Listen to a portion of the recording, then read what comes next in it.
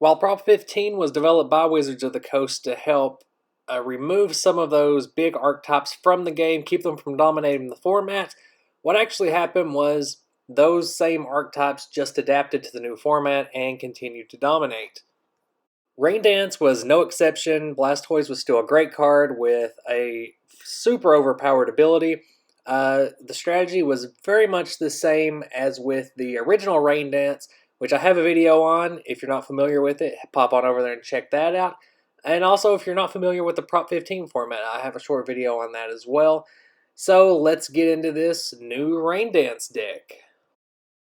It is a bit sad because there are so many great water type cards that came out in the two gym expansions, but none of them could really stack up to just the Squirtle and Blastoise from base set. So, running a Prop 15 playset of both Squirtle and Blastoise, still no Wartortle, even though it is a bit more viable to run the Wartortle in this deck because the Squirtles aren't going to get sniped as much and you can build up to a Blastoise that way. I still found it a lot more efficient to use Pokemon Breeder, even though it does fill up a trainer spot in this deck, which is a lot smaller in Prop 15. But I still really like evolving straight into Blastoise and getting those Rain Dances off really early game. More so than ever, this build is all about getting that Blastoise as early as possible.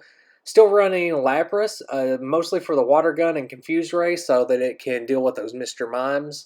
And also Erica's Dratini in this format. Now, the biggest mix-up here is there is no Articuno. Instead, there are Magikarp and Gyarados. And I'll get to the reasoning behind that in a bit. But also, as I said, for the 15 trainers in this deck, 3 of them will be Pokemon Breeder. Getting into that Blastoise is way more important than kind of stalling out, which is what a lot of decks did in this format. Professor Oak is going to help you get those water energy in your hand super quick. Because there are only 15 trainers in this deck, there are a ton of water energy. Pretty much the rest of the deck is filled out with water energy. And here we have Misty's Wrath. It's a pretty risky card because it digs through your deck really fast. You look at the top 7 cards of your deck, put 2 of them in your hand, and the other 5 are discarded. So you will end up discarding a lot of water energy this way, but like I said, there's a ton of them. Computer Search helps you get that Breeder or Blastoise early in the game whenever you need it. Garbage Run in here just so you're not decking out using those Professor Oaks and Misty's Wrath over and over again. And then also Recall, which is a super interesting card from the gym sets that lets a Pokemon use one of its Prevolution's attacks. And that's where the strategy of this deck is really going to come in.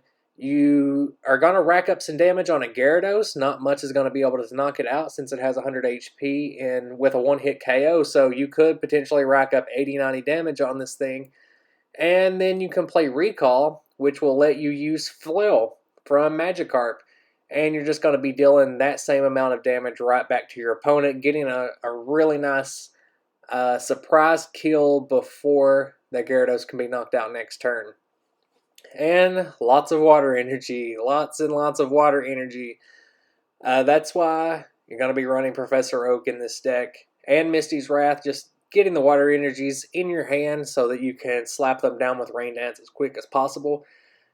With this build, if everything goes right for you, you can potentially win on turn 2, 3, depending on what you're playing against. But this deck is still super quick. It's just not as technical as the original version is.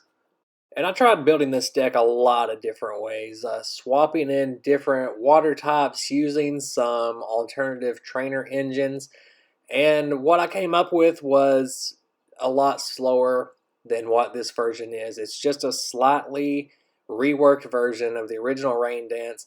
The strategy is exactly the same. The main thing you have going for you is the Gyarados, which harkens back to when it was just base set out, and Blastoise was always paired with this Gyarados, sometimes Poliwrath, but because it has 2 great attacks, and 100 HP is pretty solid. It's not going to get one-shotted by anything. It's hard to 2-shot, honestly, and because of that, that's why Recall is great. This is actually the only time I can think of that Recall is ever super useful. But getting that surprise attack off on your opponent.